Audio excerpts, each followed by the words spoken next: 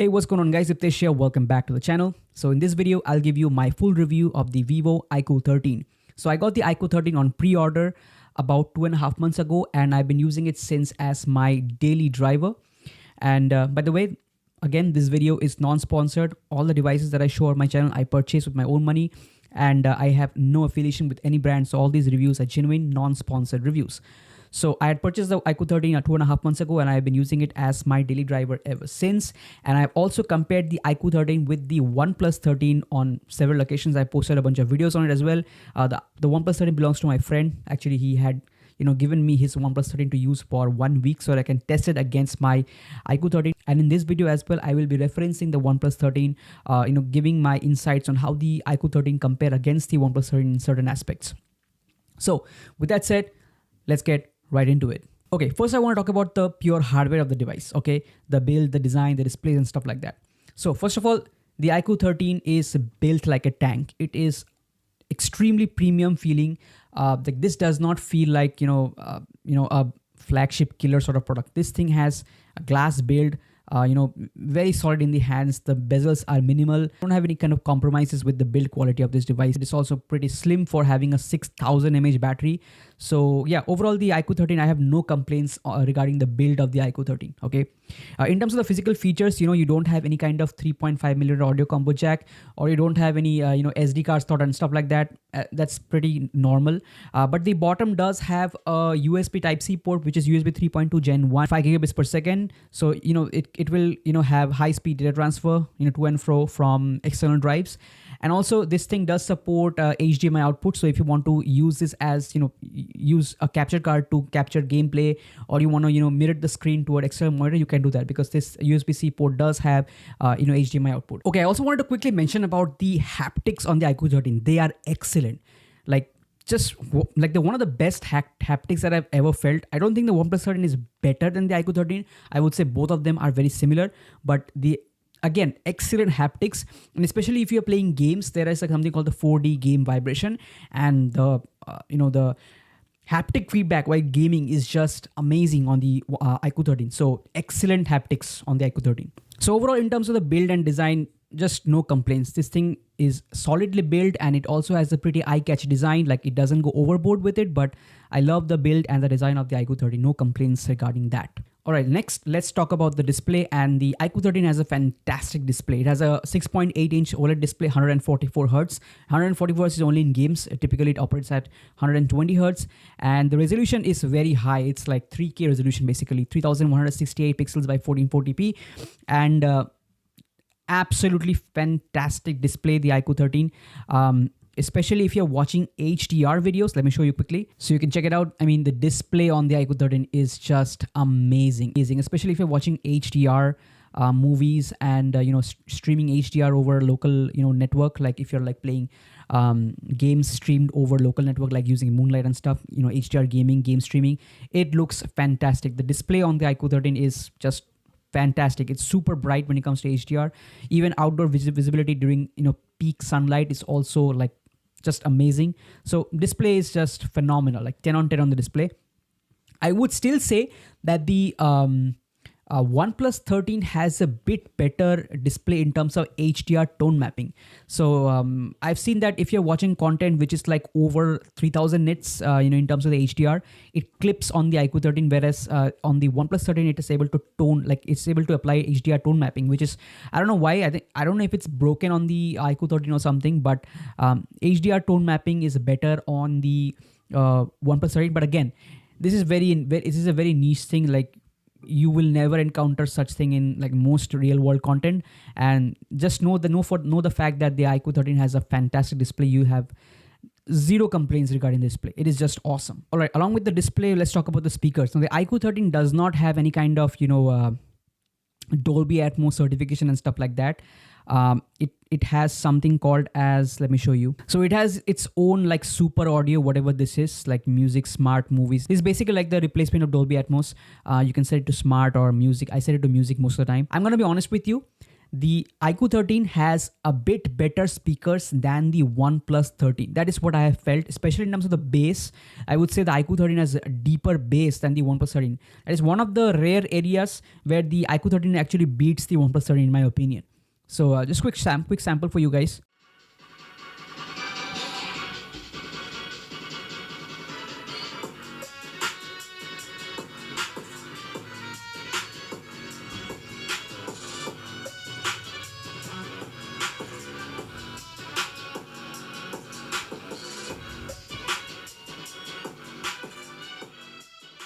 So yeah, the iQOO 13 has really awesome speakers in my opinion, like great bass and music is loud and clear. And some people, if you're worrying about if it doesn't have, your Dolby Atmos certification, stuff like that, just gimmicks, guys. I would say the iQOO 13 has just great speakers, in my opinion, better speakers than the OnePlus 13. All right, so let's talk about the cameras of the iQOO 13. Now I have done detailed, in-depth, camera review of the iQOO 13. Cameras for photos separately and video separately, they are very in-depth. All the features are covered, all the pros and cons are covered. I have also compared the iQOO 13 against the OnePlus 13 in my camera comparison in detail once again. Now, overall, I would like to recommend you guys watch those videos out if you want to get the most amount of details. But in short, let me tell you, the iQOO 13 definitely has above average cameras. These cameras are not flagship grade. You can say that these are like premium mid-range cameras, you can say. It is pretty good in terms of gathering light, especially if you're using night mode and stuff. Okay, it's good. Like I would say it's got good dynamic range and nothing is blown out or anything like that. Okay, it also has a decent amount of details. But the problem that I face with the iQOO 13 on all the three lenses is that the processing is not really flagship grade, to be honest. Like if you compare the images of the iQOO 13 with the OnePlus 13, the biggest difference that I've seen is that the OnePlus 13 has significantly better image processing. The image processing on the OnePlus 13 is like just way more sophisticated. It is not over sharpened. Like the main problem with the iQOO 13 images is that most images that you take with the iQOO 13 will be over sharpened, which is something I don't like. I use a real camera, okay, and I'm used to that large sensor natural look, and the iQOO 13 doesn't provide that look. It's actually quite a bit over sharpened, especially if you go in night mode and you take images at night. The iQOO 13 can be crazy over sharpened. Like I'm showing you some examples on screen probably right now. I'll put it in post. But the iQOO 13 just has way too much over sharpening. I've heard that even the Vivo X200 Pro has the same issue, but apparently Vivo provides a sharpening slider in the Vivo X200 Pro. Why isn't Vivo providing that same feature on the iQOO 13? Like iQOO 13 definitely needs a sharpening slider so that we can reduce the sharpening. The sharpening is way too aggressive on the iQOO 13. Like it results in loss of detail. It's like much more compressed. It just looks weird. Like at a glance, the images may look really good, but as soon as you start zooming in, it looks pretty weird because there's so much sharpening. So the sharpening needs to be toned down, like at least by 50%. I would say the sharpening is way too aggressive on the iQOO 13, and in this case, the OnePlus 13 is just better. The OnePlus 13, like I said, it has just better, more sophisticated image processing than the iQOO 13. It has better colors. The details are more natural. There is no over sharpening on the OnePlus 13. So in terms of images, right? I would say the OnePlus 13 has clearly the better camera. Like the iQOO 13 is definitely above average, but it is definitely not a flagship grade camera on the iQOO 13 for sure. Like in all the lenses, main, telephoto, and the ultra wide. Okay, the OnePlus 13 is better in every department. But the iQOO 13 does have a trick up its sleeve when it comes to video recording. Okay. And that's the fact that it has a pro video mode. That the OnePlus 13 does not have a pro video mode, which is pretty much a bummer. Like I didn't expect that OnePlus 13 will not have a pro video mode. Like it has HDR recording and stuff like that. But why is there no pro video mode on the OnePlus 13? There is a film mode, but that is not a alternative to pro video mode in my opinion. So in terms of video recording, right, the iQOO 13 can be surprisingly good, especially if you use the pro video mode. Like you don't even have to use all these kinds of settings and stuff, guys. You just have to switch to pro video mode and just let it be as it is. Okay, you get a plethora of frame rate options like 24 FPS, up to 240 FPS in 1080p, and in 4K also you get access to 24, 25, 30, 50, 60 FPS. So I would say in terms of the video recording function, because of the pro video mode and the access to multiple frame rates, as well as the ability to reduce, the ability to disable noise reduction as well as disable EIS is a major strength of the iQOO 13. Like, I've compared the iQOO 13 against the OnePlus 13. You know, the OnePlus 13 doesn't have a pro video mode, so I've compared the iQOO 13 in pro video mode against the OnePlus 13 in normal video mode, and the iQOO 13 just absolutely destroys the OnePlus 13. Like, in terms of detail and just the quality of the video is just much superior on the iQOO 13. So that is a major, I would say underrated feature on the iQOO 13 that nobody talks about. I made a whole video on it. You can go check it out. It makes a huge difference, guys. And if you're into video making, like if you want to make YouTube videos with the iQOO 13, if you want to use the iQOO 13 on a gimbal, it is just a better option than the OnePlus 13 when it comes to making videos because of the pro video mode. So it is what it is, guys. So overall, in terms of the camera, I would say if the OnePlus 13 gets a pro video mode in the future, it would be clear winner. But I would say if you're more into taking photos, the OnePlus 13 is a significantly better device than the iQOO 13.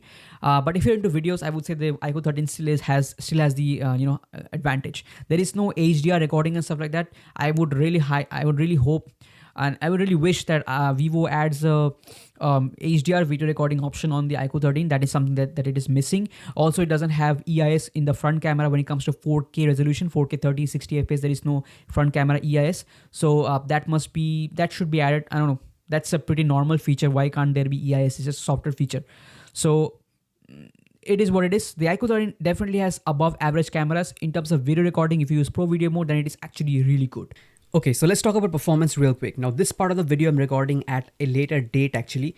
Now, performance is probably the biggest reason someone would buy an iQOO phone in the first place, right? In fact, that's the main reason I purchased the iQOO 13, as I really wanted to test the limits of the Snapdragon 8 Elite and experiment with it. And that is where I'm a bit disappointed, not gonna lie. Check out this 3D Mark Wildlife Extreme Stress Test comparison between the iQOO 13 and my current daily driver, that is the Xiaomi 15. Now, the Xiaomi 15 is a much smaller phone, and I tested it in mid-April when the weather was much hotter compared to the iQOO 13, which is a much bigger phone. It was also tested in late January when it was much cooler. Despite that, the iQOO 13 in monster mode had worse sustained performance than the Xiaomi 15. The Xiaomi 15 maintained much better performance for the first 10 minutes of this very intense 20 minutes test that is run at 4K resolution. This is also reflected in my intense Grid Legends test where the Xiaomi 15 outperformed the iQOO 13. And obviously the OnePlus 13 also outperformed the iQOO 13. So why is this happening? The reason is simple. The iQOO 13 throttles way too quickly. It actually throttles from under 40 degrees centigrade, which is simply way too conservative for being a gaming focused phone. The iQOO 13 is so conservative that you cannot improve the performance even with the cooler on. Basically, you are not getting the full performance of the 8 Elite in this so-called gaming phone even for 1 minute, which is disappointing to me. The curious amongst you may ask, well then how does the iQOO 13 perform so well in AnTuTu and BGMI? Well, I have made a whole video dedicated to this investigation. Please watch it for full details. In short, the iQOO 13 basically cheats in certain benchmarks and applications. When the iQOO 13 detects that AnTuTu is running, it ignores its typical 40 degrees centigrade thermal throttling temperature and allows the phone to get hot up to 46 degrees centigrade. So that's why it is able to score high in AnTuTu, and then iQOO uses that for marketing purposes. And the argument for BGMI is that BGMI is no longer that challenging for the 8 Elite. And most likely BGMI and other Chinese developed games from Tencent and HoYoverse are part of the whitelisted applications in which iQOO 13 will push its full performance. I'm not the only one saying this, guys. I have received several comments on this behavior on several iQOO phones like iQOO Neo 9, Neo 9 Pro, Neo 10R. I received messages on Reddit as well.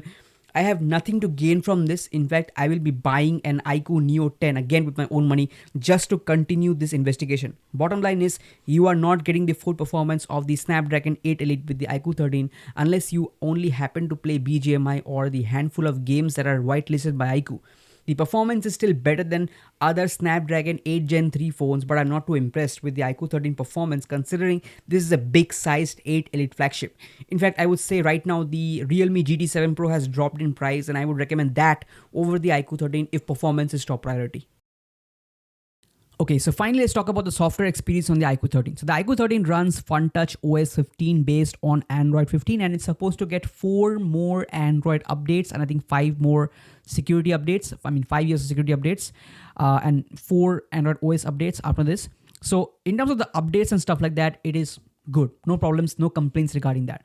And even in terms of day-to-day usage, the UI feels buttery smooth. The performance of the iQOO 13 obviously is amazing. And as a result, the performance, the UI experience, it is very zippy, very snappy, it never lags. So overall, in that aspect, the iQOO 13 gives a good experience.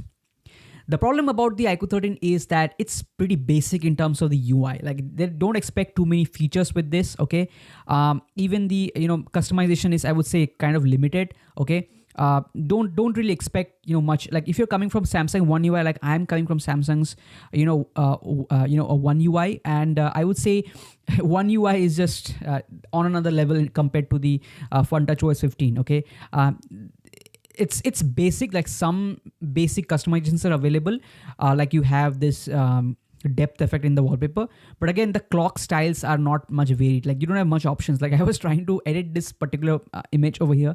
I wanted this to be a bit bigger, but I just couldn't do it. Like, yeah, I mean, in terms of customization, it is not that great, I would say. But like, it does have some features, like it has call recording, with the dialer. It does have a bunch of features for gamers, like visual enhancements, game upscaling the game to a higher resolution.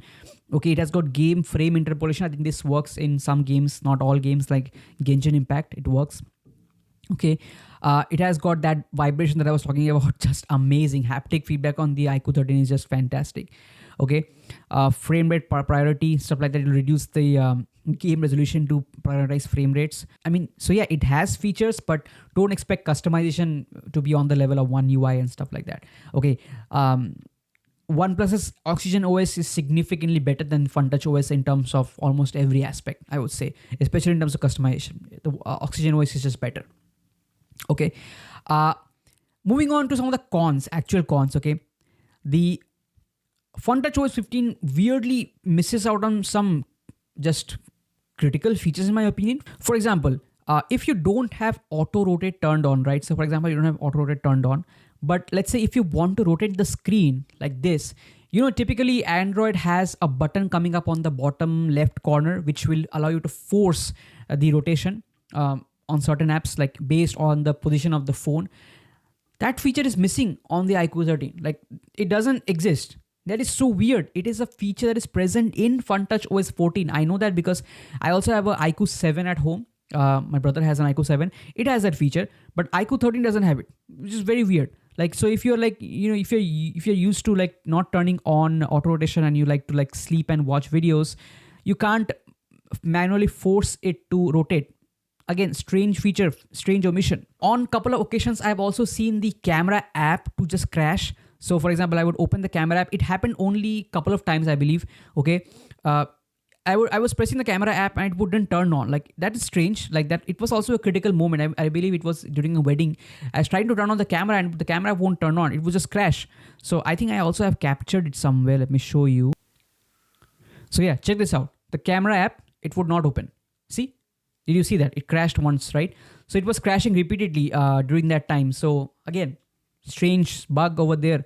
It never happens, but it happened during a critical moment. Okay, moving on. So in terms of split screen, right? Not all apps can be opened in split screen multi-window. For example, I was trying to do this, right? I was trying to open settings in split screen because I was using an application known as LADB. But as you can see, settings doesn't open in split screen.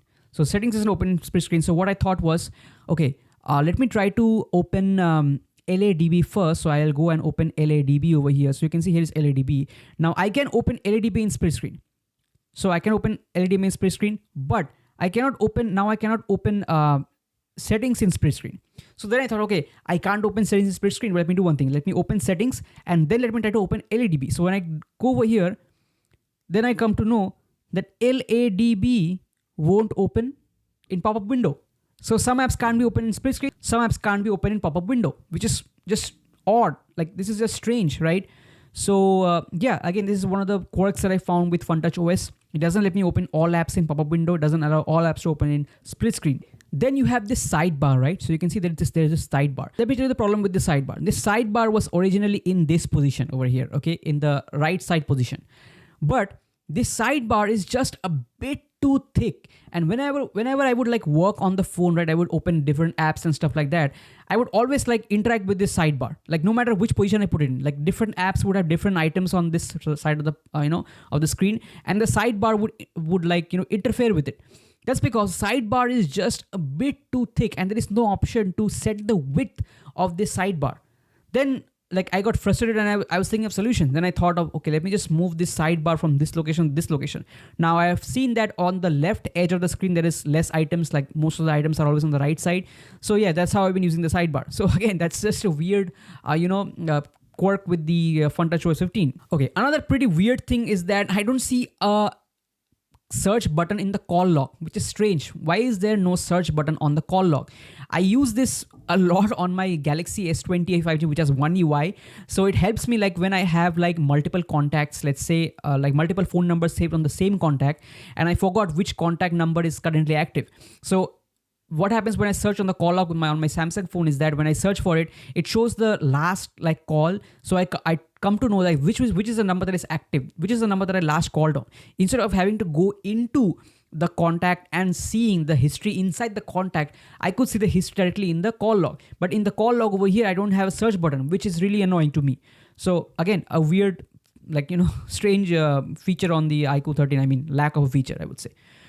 Then let's talk about this, right? I complain about it so much all the time. So this is the HDMI, like the Type-C port on the iQOO 13 has HDMI output. But this HDMI output is only limited to screen mirroring, which is again, just pointless to me. I would really like to have an external desktop mode. Now, the OnePlus 13 also doesn't have an external desktop mode, okay? But on the OnePlus 13, you can use the built-in experimental desktop mode and try to force it to use it as a semi-usable external desktop mode. I have a tutorial on it. I had made a full video on it. You can use the OnePlus 13's experimental desktop mode and like make it semi-usable using the taskbar application. But that same process is not working fully on the iQOO 13 because the taskbar applications app drawer button doesn't work on the iQOO 13. So that pretty much kills the external desktop experience on the iQOO 13. So again, not even comparable to Samsung DeX. I know that, but again, this is again a limitation in my opinion. The battery life. Oh, I forgot about the battery life, man. The iQOO 13 has fantastic battery life. Like I don't have concrete battery life numbers for it, but I would get like I would easily get like 8-9 hours of screen on time on heavy usage. Like I don't use mobile data a lot. I use mostly on Wi-Fi, but the battery life on this is just phenomenal. No complaints on the battery life. And also the iQOO 13 comes with a 120 watt PD charger, which can charge the iQOO 13 from 0 to 100% in like less than like just over 30 minutes, I would say. And again, the iQOO 13 will be ready for another 2 days of non-stop work. Like battery life and battery charging is phenomenal on the iQOO 13. Also, the charger that comes with it is a PD charger, so it can charge all my devices. It can charge my Samsung at a fast charge. Like it supports fast charging with my Samsung device, my Samsung phone, my tablet. It also charges both my laptops, also charges my ROG Ally. So that 120 watt charger that comes in the box with the iQOO 13 is just fantastic. It's such a good value addition that iQOO has given us. Samsung on the other hand doesn't give a charger. iPhone doesn't come with a charger, and here is iQOO giving us an awesome 120 watt PD charger on the box. That's just great. So yeah, overall the iQOO 13 is a very good phone. It won't disappoint you. But if you have the budget of getting a OnePlus 13, I would say go for the OnePlus 13. It's just better than the iQOO 13 in almost every way.